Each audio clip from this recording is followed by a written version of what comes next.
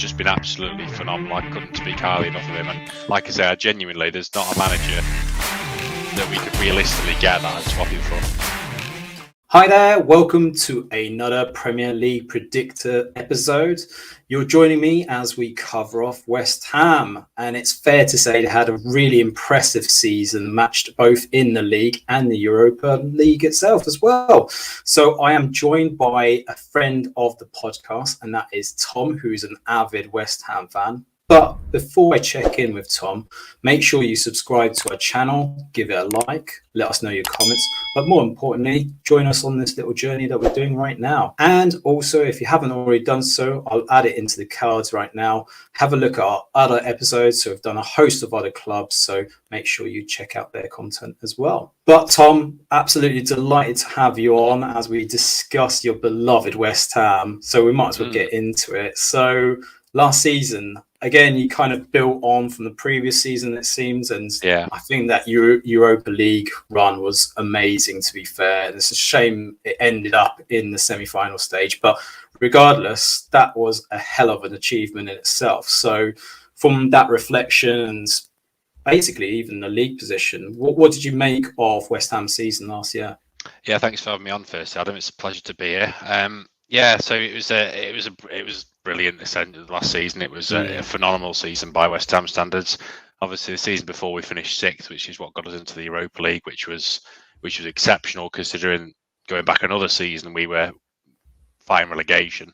Going into the COVID lockdown, I think we were 1 point above the relegation zone, and then pretty much ever since the Premier League resumed after the COVID break, we've come from strength to strength. Essentially, managed to stay up quite comfortably in the end that season, and then obviously the season before last finished sixth, last season finished seventh, and that obviously also included a brilliant Europa League run, as you alluded to before, which was again, that's completely unheard of territory from a West Ham perspective, certainly in my lifetime, to be kind of getting into European competitions. I think we had a couple of skirmishes in the preliminary qualifiers 7 or 8 years ago, but we didn't get to the group stages, so this was just incredible to progress so far. Some of the performances were really incredible, and we beat some proper teams along the way as well. I think we had a relatively easy draw in the groups. Weren't threatened really at all. I think we only lost one game, and that's when we put the kids out essentially.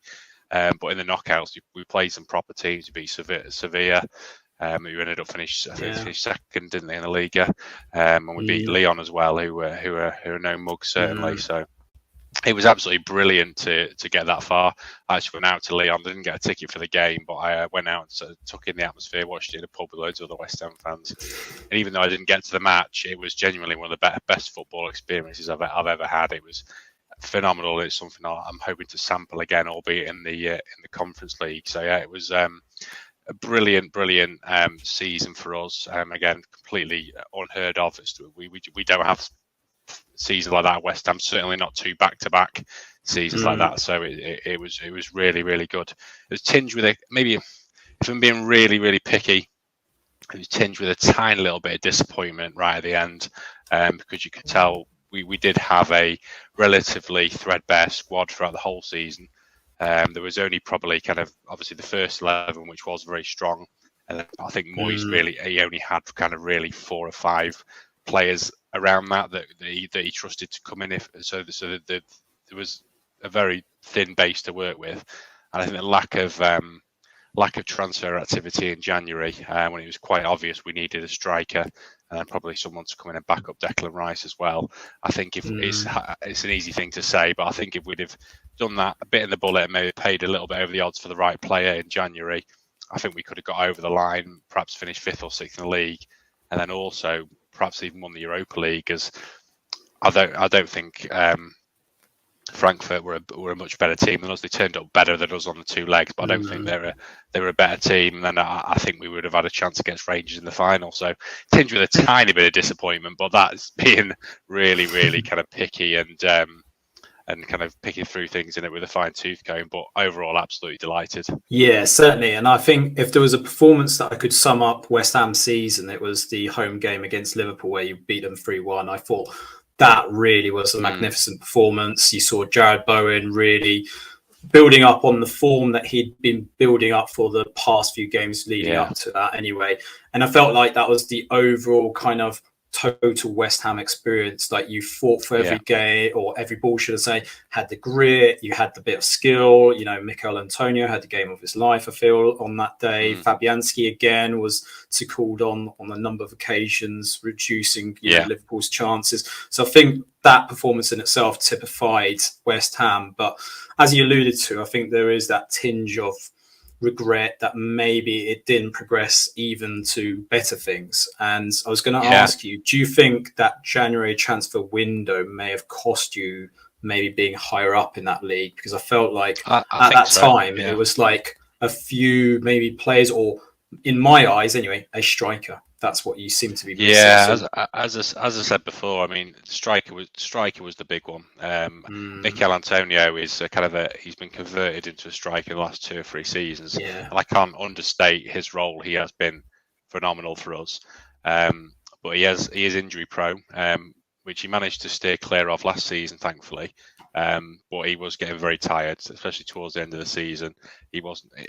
And Mikel Antonio is a very explosive player, and he relies on kind of bursts of pace and power, and it's very difficult for him to maintain that kind of week in, week out, 90 minutes, Thursday, Sunday, and it just got a little bit too much. So, yeah, I think if we'd have had that, it's all ifs, buts and maybes, right? But I think if we had had that backup, maybe been able to rest Antonio a little bit more in some of the games where we maybe would have been a bit more comfortable.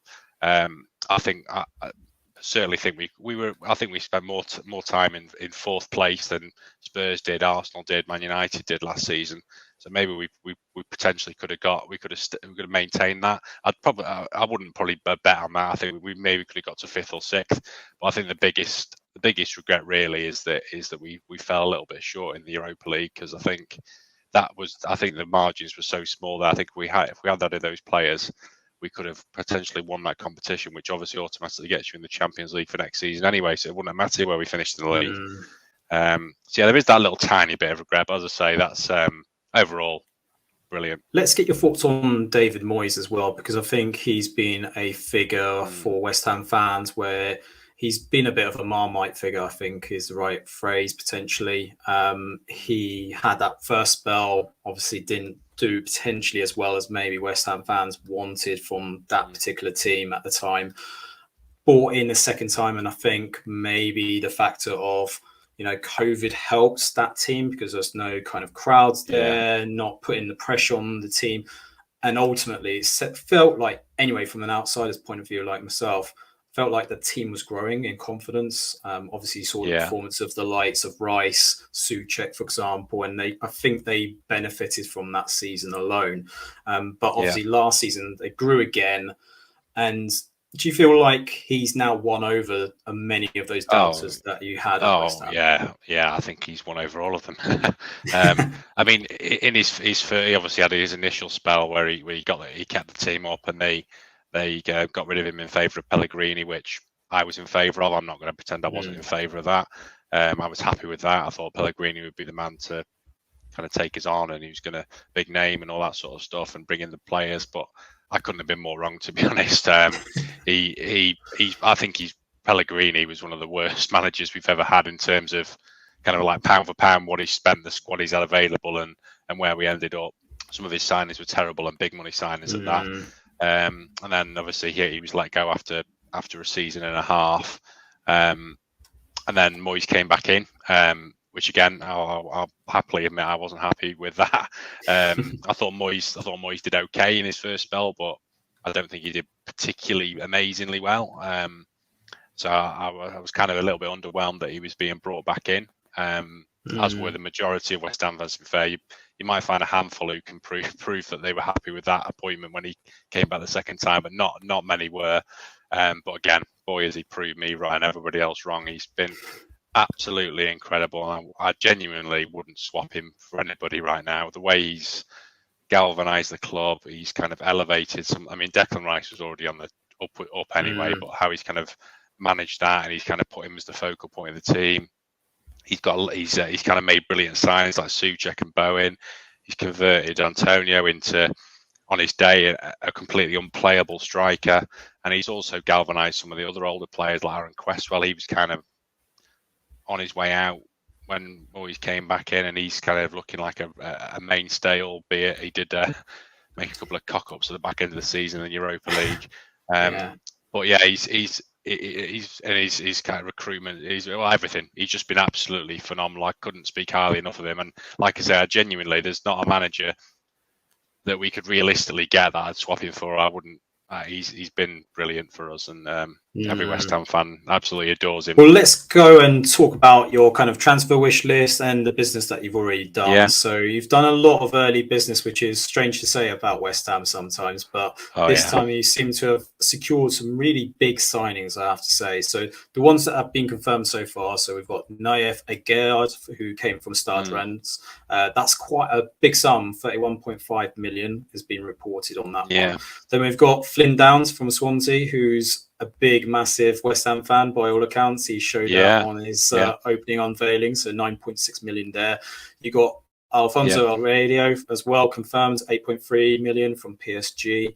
But I wanted to talk about the speculative kind of signings potentially for West Ham. So it seems like the likes of Ismail Sarr from Watford has been linked. I don't know how legitimate that is, because I think he's been floated about a few seasons now. But at the same time, I think that one has got legs. I think that one is. I think a bid's going in this week. I've heard. Yeah.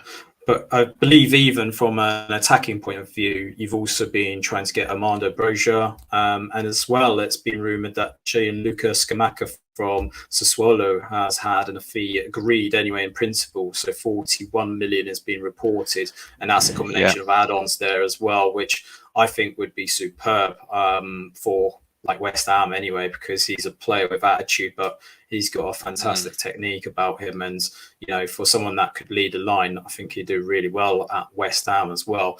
But the other one's speculative as well. Josh Brownhill from Burnley, as well as Jesse Lingard, who you previously had on the loan spell as well. So, from the names that I've kind of mentioned there, I mean, does that kind of fill you with confidence around the kind of areas that you need to improve on at West Ham? Yeah, I mean, there's we touched on a little bit before, the lack of recruitment in January, and also a little bit last summer as well. I don't think we quite got the right players in. Well, we got good players in, perhaps not enough last summer. It's left us with quite a lot of work to do in the transfer window. Aguerd looks like a very good signing. I won't profess to have heard of him up until about 2 months ago when we started looking to sign him. But from what I've seen and kind of what I've read, and I've read scout reports and all sorts of things in YouTube and stuff, he looks like a very good all-round, quick, strong player. Kind of from what I've seen and what kind of people have said, he seems to be in the mould of, obviously not in the same league, but the mould of like Virgil van Dijk type defender, kind of quick, strong, brings the ball out, all that sort of stuff. So that's promising, and that hopefully that'll be a very formidable partnership alongside Kurt Zuma, who's exceptional for us last season. In terms of kind of who we're looking to sign, I think, as I said, Ismail Sarr, I believe there's going to be an offer going in this week from what I've seen from kind of relatively reliable sources. So that'll be good, because I think we do need a winger. And then the strikers, everything's pointing towards Armando Broja being Moyes' number one target. But I think it's proving quite difficult to pin Chelsea down at the moment, because they're kind of resolving their own kind of forward positional issues. So I think that might be a long burner. And from what I've heard, Scamacca, he's kind of the second choice option. So he's an option we'd look to explore if it wasn't likely we were going to be able to get Broja. So we absolutely need to get one of those in, definitely. And then midfield options, I've heard a few names, Brownhill being one, but that doesn't sound like that one's got legs. But we have got to made a couple of bids in the last week for Onana, for French team. I think it might be Nantes or Lille, I think. I can't remember which one. But they're after like 40-50 million euros for him, which right. Okay. I don't think Sullivan will stretch that far. So there's a lot to do, and then we also need a left back as well. I think we've been linked with quite a few different left backs. So that's another position we need to strengthen, because we need some backup for Cresswell as well, essentially. So like I say, there's still quite a lot to be done. I think if the transfer window was to shut now, I would be quite disappointed. I don't think we've done anywhere near enough business to kind of maintain us in the top six, because obviously everybody around us is strengthening and improving. We need to do the same. So I think we definitely need another 3 or 4 first team regular players, and then another 1 or 2 probably squad players on top of that. So there's a lot of work for Moyes and Sullivan and head of recruitment to do in the next few weeks. I'm sure they're well aware. They don't need me to tell them that, but yeah, it's going to be a busy few weeks, hopefully. So, Tom, I'm going to push you. So let's just assume that all the transfer business has taken place. And we will caveat this by saying we are recording on the 30th of July, so no one can shoot you down when we come to this prediction. But where do you think West Ham can feasibly finish this season? Yeah, I think, like you say, I think it does come with that big caveat of bit of business. So if we have a satisfactory window and we sign the players Moyes wants in those key positions I mentioned before, I don't see any reason why we can't be somewhere between 4th and 6th. If we don't, if we kind of ended the window now, or we just sign 1 or 2 more players and they were kind of not really the ones that Moyes wanted, then I could see us drop into like 6th to 9th or 10th, because as I mentioned before, you've got all those other teams. You've got your Newcastle, you've got your Villas that are going to be chomping at the bit to kind of break into that top 8, top 6. So it is massively dependent on transfer window dealings. But we have got a very solid base. I don't want to sound too negative. We've got brilliant players. We've got Declan Rice. We've got Kurt Zuma. We've got Jared Bowen. All are brilliant players. We've got a brilliant core. We just need to add those players in around them, and also a bit more strength and depth in those key areas.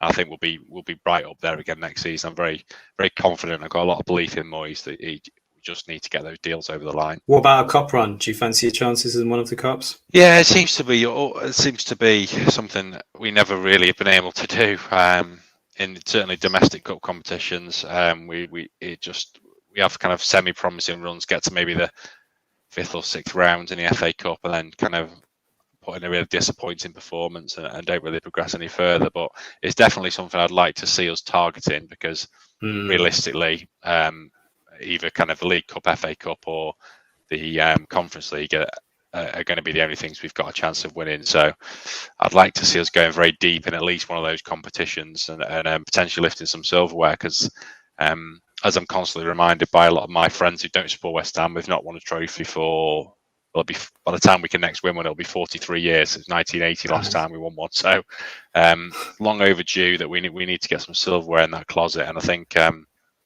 David Moyes is certainly going to be the closest manager we've had in a very, very long time to get us there, because he's, like I said before, he knows what he's doing, I think, and we've got a lot of belief in him.